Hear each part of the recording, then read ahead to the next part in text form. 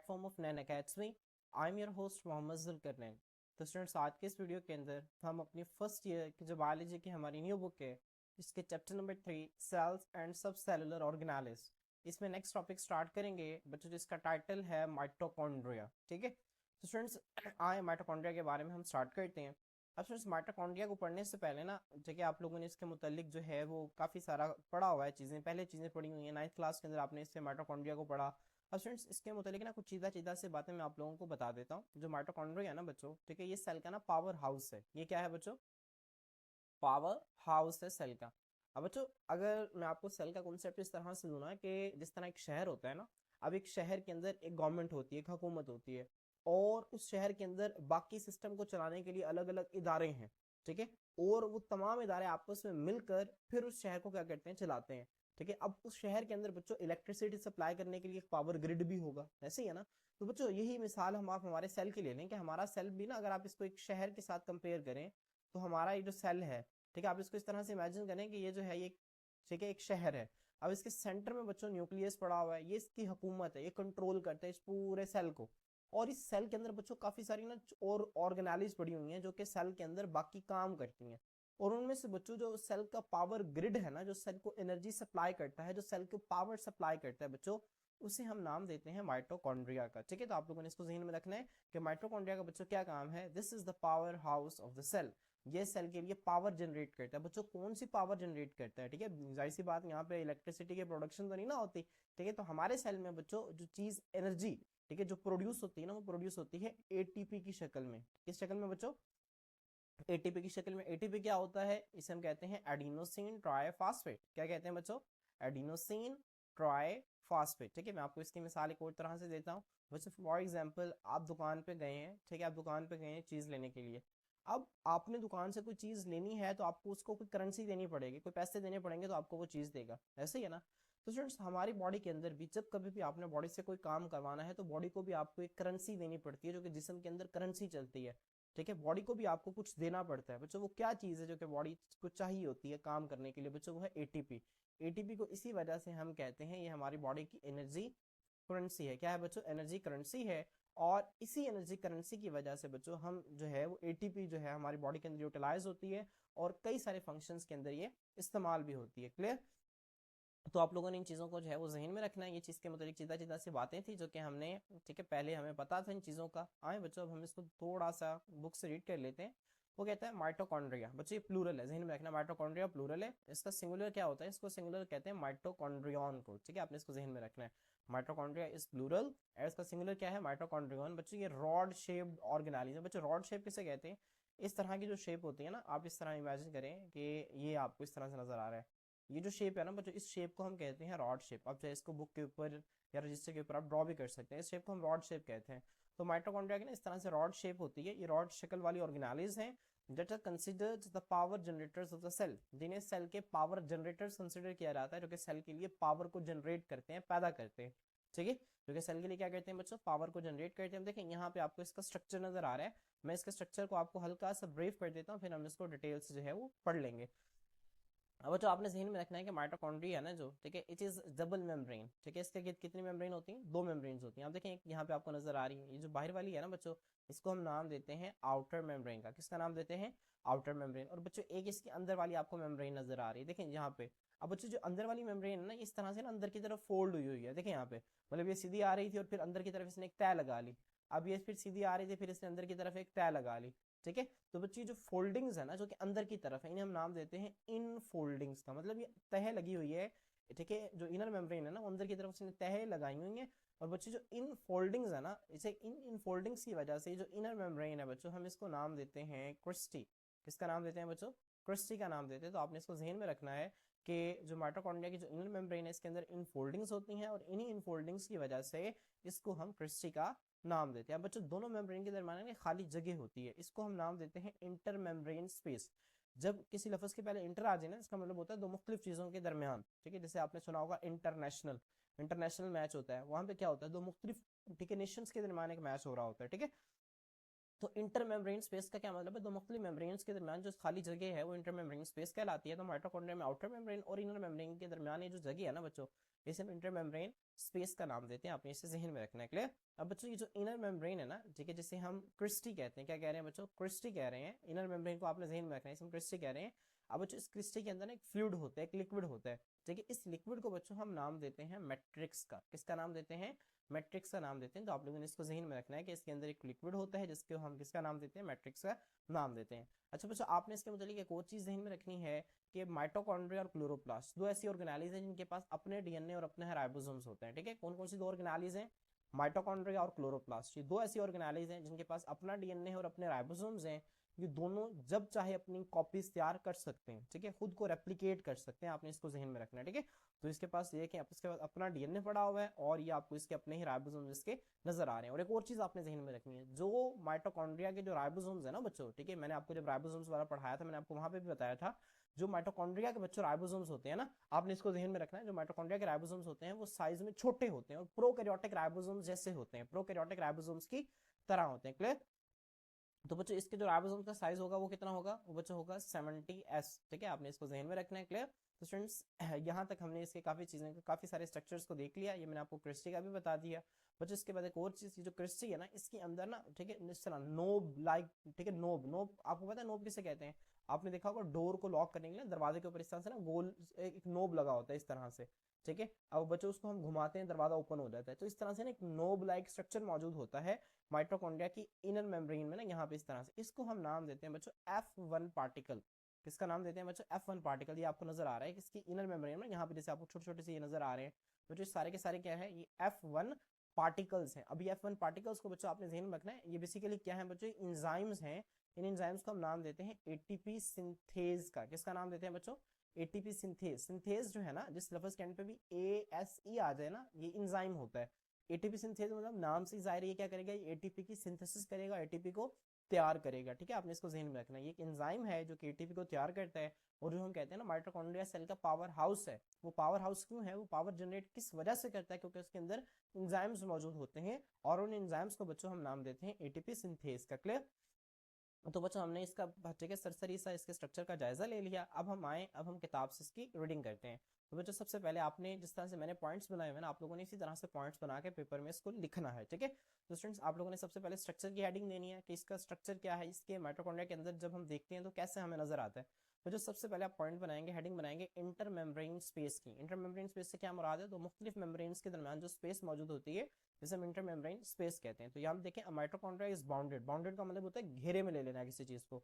एक जो माइटोकॉन्ड्रियन है ना बच्चों, ठीक है, इस बाउंडेड बाय टू मेम्ब्रेन। अब देखिए यहाँ पे वो एक की बात कर रहा है तो उसने सिंगुलर इस्तेमाल किया, प्लूरल इस्तेमाल नहीं किया, इसको भी आपने ध्यान में रखना है, ठीक है। तो एक माइटोकॉन्ड्रियन है ना जो बच्चों, इसके अगर दो मेम्ब्रेन्स होती हैं, ठीक है। अब देयर इज अ नैरो, एक तंग इंटर मेम्ब्रेन स्पेस, दो मेम्ब्रेन के दरमियान खाली जगह होती है बिटवीन द टू मेम्ब्रेन्स, ठीक है।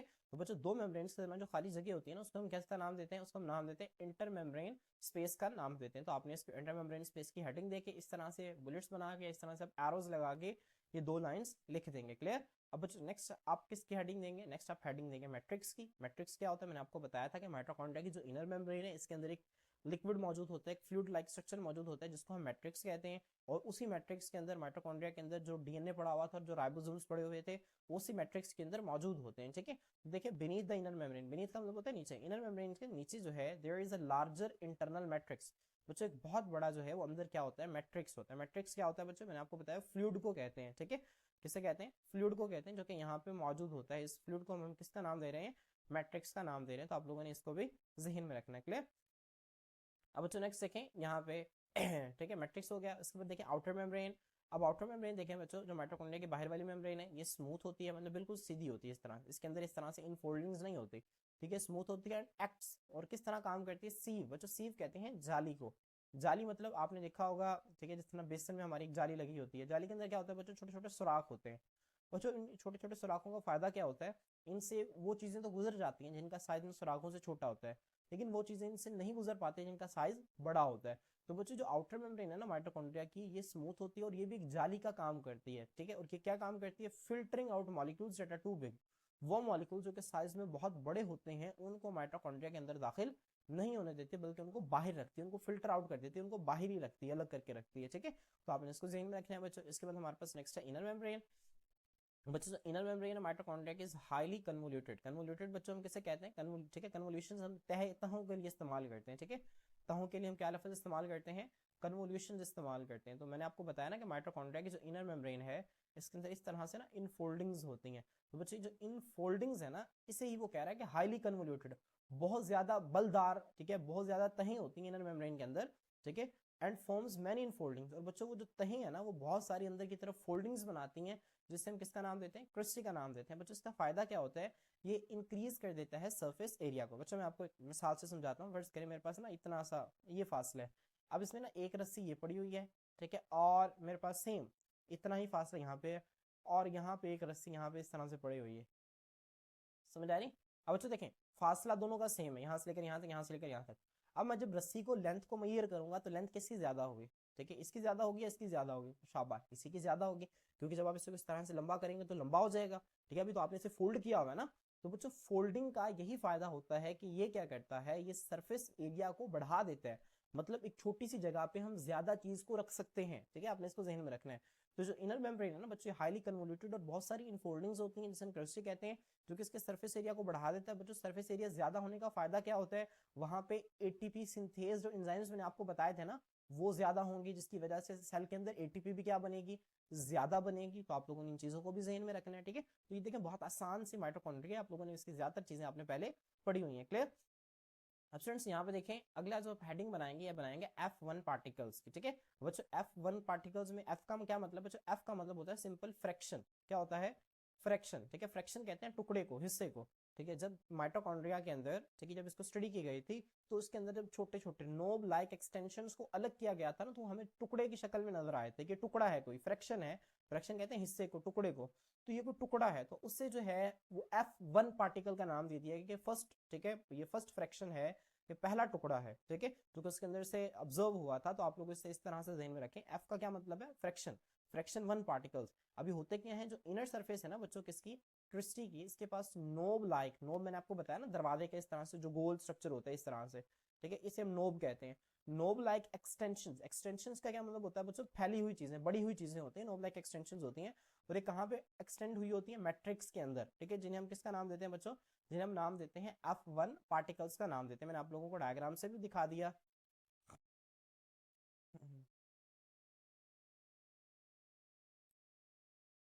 स्टूडेंट्स यहाँ पे देखें, यहाँ पे आप लोगों को नजर आ रहा है, ठीक है, ये क्या है बच्चों? ये F1 पार्टिकल्स हैं। ठीक है, जो कि आपको यहाँ पे नजर आ रहे हैं, तो आप लोगों ने देख लें। ठीक है, इस तरह से नोब लाइक स्ट्रक्चर्स हैं। ठीक है, और ये आगे जो है वो एक्सटेंड हुए हैं। किसके अंदर एक्सटेंड हुए हैं बच्चों? ये आगे एक्सटेंड हुए हैं मैट्रिक्स के अंदर। क्लियर? तो आपने इन चीजों को जहन में रखना है। ठीक है, इसके बाद बच्चों हम आगे देखते हैं। ठीक है, आगे वो क्या कहता है? वो कहते हैं दीज पार्टिकल्स जो है ना बच्चों, ये एक्चुअली द एंजाइम्स, ये क्या होते हैं असल में? एंजाइम्स होते हैं। वो कौन से एंजाइम्स होते हैं बच्चों? इन्हें हम कहते हैं एटीपी सिंथेज।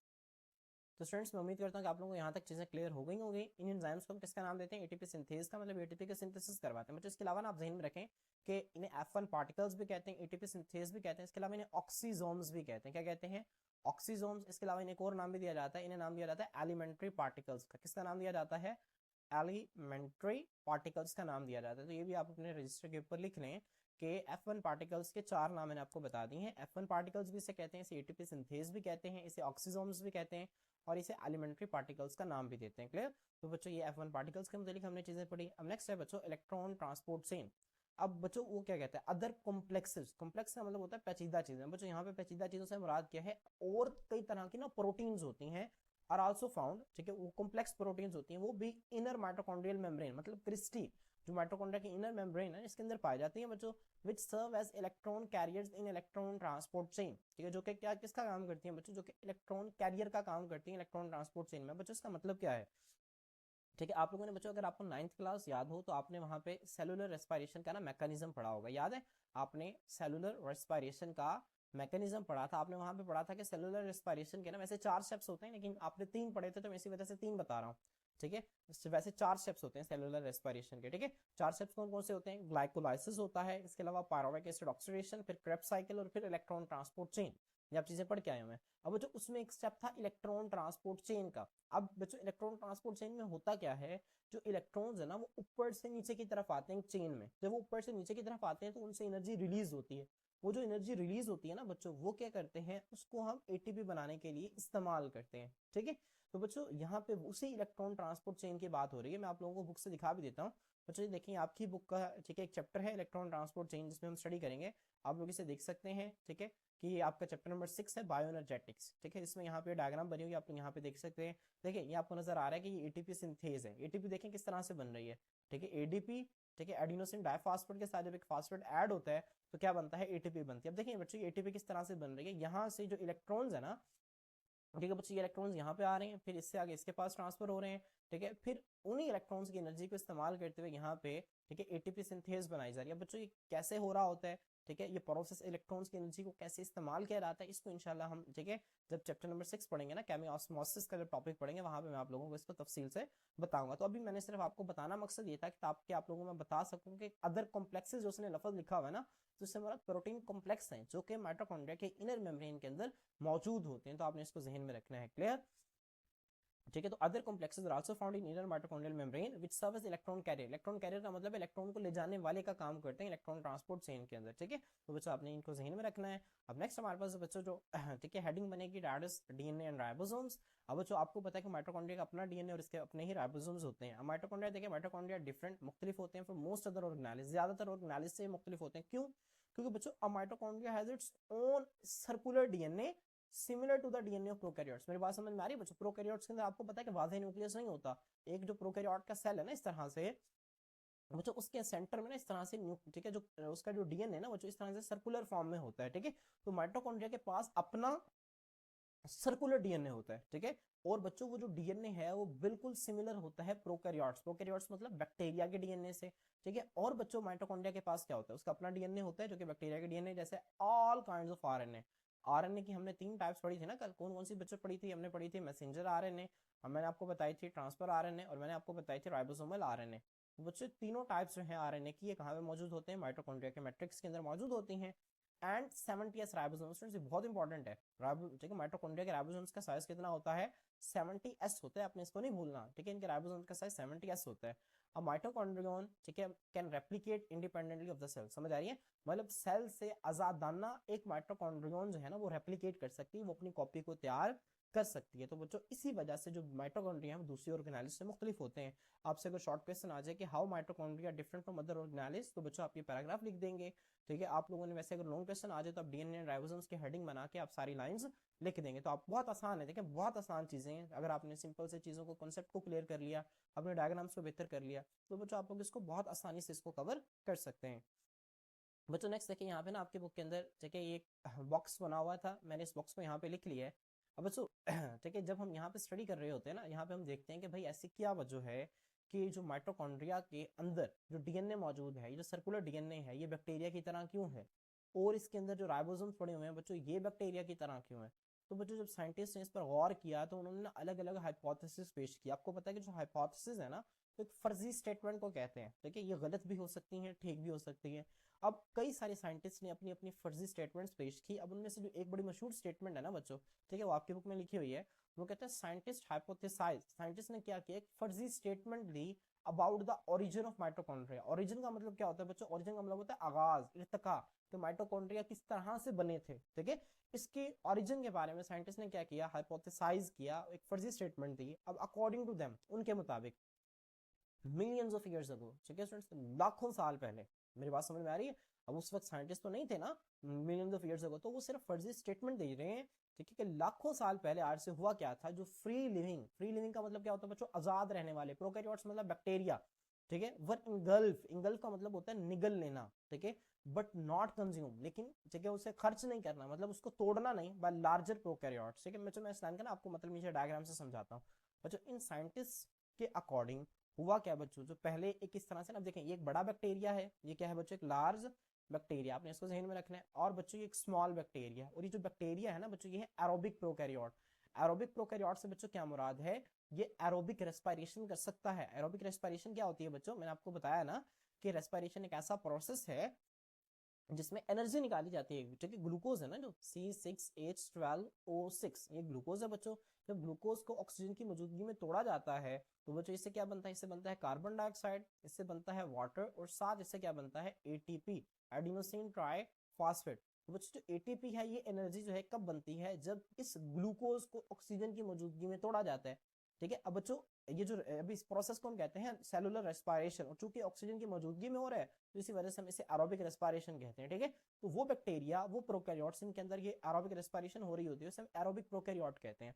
अब बच्चों जो बड़ा बैक्टीरिया था ना, इसने क्या किया, इसने इंगल्फ कर लिया, इसने निगल लिया। देखें यहाँ पे इसने निगला कैसे, देखें अभी प्रोकैरियोट के बाहर एक ही मेम्ब्रेन है, ये आपको नजर आ रहा है, इसकी एक मेम्ब्रेन है। अब बच्चों जब इसने इसको लिपटा, ठीक है, जब इसने इसको इंगल्फ किया तो इस तरह से इसकी जो सेल मेम्ब्रेन थी ना, इसकी एक कॉपी जो है बच्चों वो इसके ऊपर आ गई। अब यहाँ पे देखें इस तरह से, मेरी बात समझ में आ रही है। तो जिस तरह से ना इसकी एक कॉपी जो है वो इसके ऊपर एक और लेयर आ गई। अब ये जो बैक्टीरिया है इसके ये दो लेयर हैं, एक अपनी वाली और एक वो इनफोल्डिंग की मदद से, जो बैक्टीरिया ने उसे इनफोल्ड किया, अपने अंदर ले लिया, तो इनफोल्डिंग की मदद से जो लेयर आई ना बच्चों, दूसरी लेयर ये आ गई, ठीक है। अब बच्चों साइंटिस्ट ने क्या किया कि इस तरह से एक बड़े बैक्टीरिया ने क्या किया, एक छोटे बैक्टीरिया को इंगल्फ, इंगल्फ का मतलब होता है निगल लेना, पूरे का पूरा निगल लेना, ठीक है। निगल लिया लेकिन उसे कंज्यूम नहीं किया, उसकी ब्रेक डाउन नहीं की, उसको तोड़ा नहीं, ठीक है, बल्कि बच्चों उसके साथ किया, उसके साथ सिम्बियोटिक रिलेशन रखा।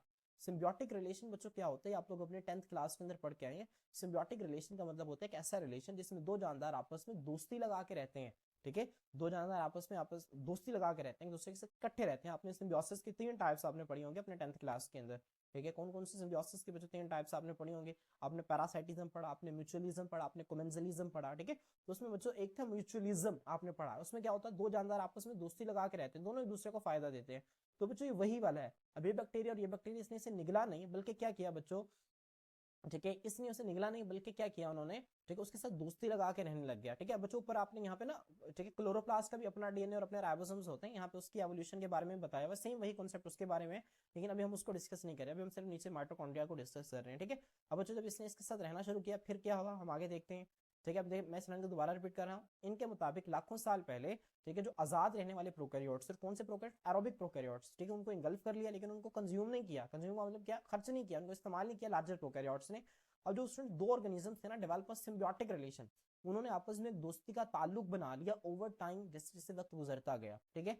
अब बच्चों फिर क्या हुआ, जो लार्जर ऑर्गेनिज्म था ना, जो बड़ा ऑर्गेनिज्म था, वो क्या करता था, वो प्रोवाइड करता था स्मॉलर, जो छोटे, अब देखें ये जो आपको नजर आ रहा है ना, बच्चों जो आपको नजर आ रही है बड़े वाला ऑर्गेनिज्म, ये जो लार्जर ऑर्गेनिज्म और ये स्मॉलर ऑर्गेनिज्म। अब ये जो लार्जर ऑर्गेनिज्म है ना बच्चों, ये क्या करता था, ये प्रोवाइड करता था स्मॉलर ऑर्गेनिज्म को एम्पल, एम्पल का मतलब होता है बच्चों कुशादा, मतलब बहुत ज्यादा न्यूट्रिएंट्स। न्यूट्रिएंट्स क्या होते हैं, वो तमाम चीजें जो कि हमारी ग्रोथ के लिए जरूरी होती हैं उन्हें न्यूट्रिएंट्स कहते हैं। तो जाहिर सी बात है वो तमाम चीजें जो कि बैक्टीरिया की ग्रोथ के लिए जरूरी होती हैं वो भी न्यूट्रिएंट्स हैं। और जो बैक्टीरिया का न्यूट्रिएंट्स क्या है, यहाँ पे ग्लूकोज है, C6H12O6, ये बैक्टीरिया का क्या है, एक न्यूट्रिएंट है जो कि बैक्टीरिया के लिए जरूरी है। तो बच्चों बड़ा प्रोकैरियोट क्या करता था, ये इस छोटे, ठीक है, जो छोटा प्रोकैरियोट था इसको वो न्यूट्रिएंट्स मतलब इसको ग्लूकोज प्रोवाइड करता था। एंड द स्मॉलर ऑर्गेनिज्म, और जो छोटा ऑर्गेनिज्म है ना, वो क्या करता था, वो एटीपी मॉलिक्यूल्स प्रोवाइड करता था टू द लार्जर वन। मतलब बच्चों यहाँ पे देखें, ये जो बड़े वाला बैक्टीरिया ना, ये से ग्लूकोज देता था। अब जब ग्लूकोज उसके अंदर जाती थी, ठीक है, तो वो ऑक्सीजन की मौजूदगी में किसमें टूट जाती थी, कार्बन डाइऑक्साइड, वाटर, एटीपी में। और वो एटीपी कुछ इस्तेमाल खुद कर लेता था और कुछ जो है वो बड़े वाले मॉलिक्यूल को दे देता था। अब बच्चों यहाँ पे इससे पता क्या चला बच्चों, यहाँ से नतीजा साइंटिस्ट ने ये हाइपोथेसिस क्यों पेश की, ठीक है। अब यहाँ पे देखें ये बात पता चल रही है, अब यहाँ पे ये चीज क्लियर हो रही है कि माइटोकॉन्ड्रिया के अंदर हम कहते हैं कि उसके पास डीएनए होता है, उसके पास ऐसा डीएनए होता है जो कि बैक्टीरिया की तरह है, बिल्कुल बैक्टीरिया की तरह है। अब देखें यहाँ पे इसी वजह से साइंटिस्ट ने हाइपोथेसिस पेश की, हमें देखें ये बैक्टीरिया का डीएनए है ना, अब ये बैक्टीरिया का डीएनए से ही, इसी बैक्टीरिया से माइटोकॉन्ड्रिया जो है वो इवॉल्व हुआ है बच्चों, माइटोकॉन्ड्रिया इवॉल्व इसी बैक्टीरिया से हुआ है। तो इसी वजह से इसके अंदर बैक्टीरिया वाला डीएनए है और बैक्टीरिया वाले राइबोसोम्स भी हैं। बैक्टीरिया के राइबोसोम्स का साइज क्या होता था, 70S। चूंकि जो माइटोकॉन्ड्रिया है इसका ओरिजिन जो है वो बैक्टीरिया है, इसी वजह से उसके अंदर जो है बच्चों वो बैक्टीरिया वाले राइबोसोम्स है, बैक्टीरिया वाला ही डीएनए उसके अंदर मौजूद है। तो आपने तमाम चीजों को अपने जहन में रखना है और इनके कॉन्सेप्ट को क्लियर रखना है, ठीक है। मुझे यहाँ से इस तरह से साइंटिस्ट ने ना एक हाइपोथेसिस निकाली जो कि मैंने आप लोगों को बता दिया, आप लोगों ने इसको अच्छी तरह से याद रखना है, बहुत इंपॉर्टेंट है। और अगर आप कोशिश करें कि आप लोग इस डायग्राम को भी साथ साथ जो है वो बना दें, ठीक है, तो बहुत अच्छी बात है। अगर आप इस डायग्राम को भी इसके साथ बना लेंगे तो आपकी अंडरस्टैंडिंग बहुत अच्छी हो जाएगी, ठीक है। अब बच्चों आप, क्योंकि हम इससे नेक्स्ट लेक्चर के ना हम क्लोरोप्लास्ट को भी जब डिस्कस करेंगे ना, तो भी मैं आप लोगों को इस डायग्राम को एक मतलब दोबारा दिखाऊंगा, ठीक है। वहां पे क्लोरोप्लास्ट की जो है ना बच्चों, ठीक है, उनकी भी एवोल्यूशन इसी तरह से हुई थी। क्लोरोप्लास्ट के पास भी अपना डीएनए, अपने राइबोसोम्स होते हैं, तो बच्चों इसके पास जो डीएनए राइबोसोम्स होते हैं ना वो भी सेम बैक्टीरिया वाले होते हैं, ठीक है। तो इसकी रीजन क्या है इसको हम इंशाल्लाह नेक्स्ट लेक्चर के अंदर स्टडी करेंगे। तो बच्चों लास्ट पे क्या है, माइटोकॉन्ड्रिया के फंक्शंस है, माइटोकॉन्ड्रिया क्या काम करता है। Mitochondria are the sites of cellular respiration, ठीक है। माइटोकॉन्ड्रिया क्या है बच्चों, सेलुलर रेस्पिरेशन की साइट्स हैं, जगह हैं। बच्चों सेलुलर रेस्पिरेशन क्या होती है, आप लोगों ने 9th क्लास के अंदर भी पढ़ा, आप लोगों ने 10th क्लास के अंदर भी पढ़ा।